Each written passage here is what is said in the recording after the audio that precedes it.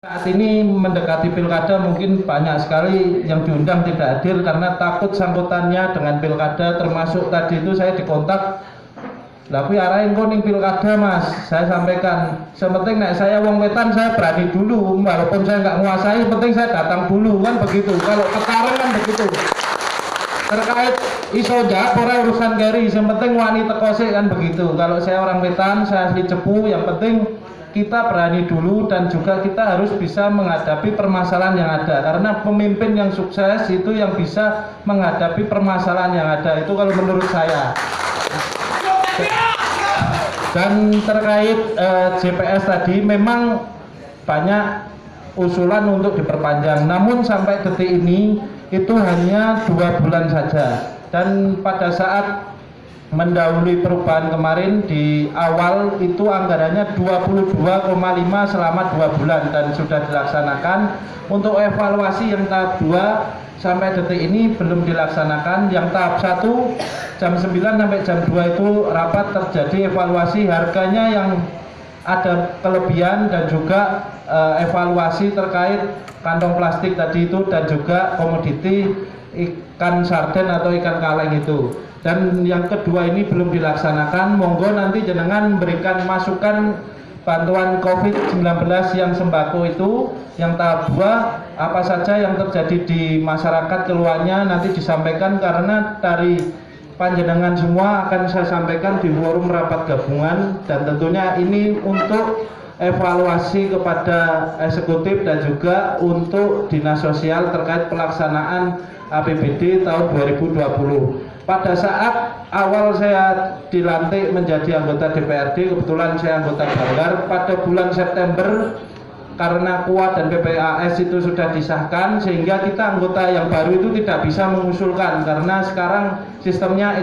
e-budgeting terus e-planning, sehingga setelah diputuskan kita tidak bisa apa-apa. Pada saat rapat Banggar itu saya sampaikan bahwa penerima bantuan di Kabupaten Pekalongan ini jauh sebelum COVID, bulan September saya masih ingat, kalau bisa penerimanya dikasih tulisan. Itu saya pertama kali usul, mungkin kepala dinasnya masih ingat, saya usul penerimanya dikasih tulisan penerima PKH, penerima BPNT, sehingga kita monitoringnya juga enak. Apabila bantuan itu tidak tepat sasaran, kita juga bisa saling informasi kepada kepala desa dan juga kepala dinsos.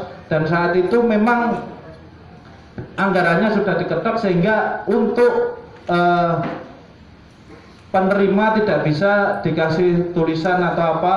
Dan sempat waktu itu saya tawarkan, kalau memang nggak ada saya pakai dana pribadi nggak apa-apa, seluruh kabupaten dikasih penerima BPNT atau PKH, namun sampai sekarang belum dilaksanakan. Tapi kita berharap di tahun 2021 nanti agar di Kabupaten Pekalongan penerima bantuannya rumahnya ditempeli semua. Karena apa?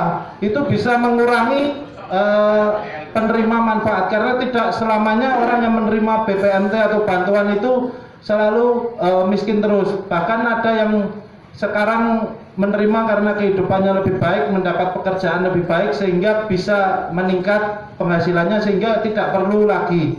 Oleh sebab itu memang penerima bantuan kalau menurut saya wajib itu ditempeli rumahnya. Kita sebagai LSM dan juga pemerhati kebijakan di Kabupaten Pekalongan, ngontrolnya juga enak. Bantuan ini tepat sasaran enggak? Ini penerima BLT, penerima PKH, ini penerima BPNT, sehingga kita semua enak ngontrolnya. Dan Pak Kades juga enak juga. Pak Kades itu wong sugih kok bisa dapat gimana? Nah, itu terjadi transparansi atau keterbukaan. Monggo kita sarang-sarang, kalau memang nggak ada, saya siap pakai dana pribadi, jenengan bantu semua desa masing-masing, kita tempeli semua yang terima. Jadi orang-orang sugih itu, karena apa, di Pemalang setelah dilaksanakan itu, kalau di Pemalang kayak pilok itu ditempeli gitu, langsung menurun Pak penerimanya. Sampai cek mau dapat bantuan nggak, ini rumah jenengan wis mending, tapi kalau mau rumahnya ditempeli. Akhirnya mundur Pak, banyak sekali kejadian di Pemalang seperti itu. Nah, saya berharap di Kabupaten Pekalongan, walaupun ini masa pilkada, harus seperti itu. Ojo takut ditinggal pemilihnya nanti, karena ini untuk masyarakat Kabupaten Pekalongan.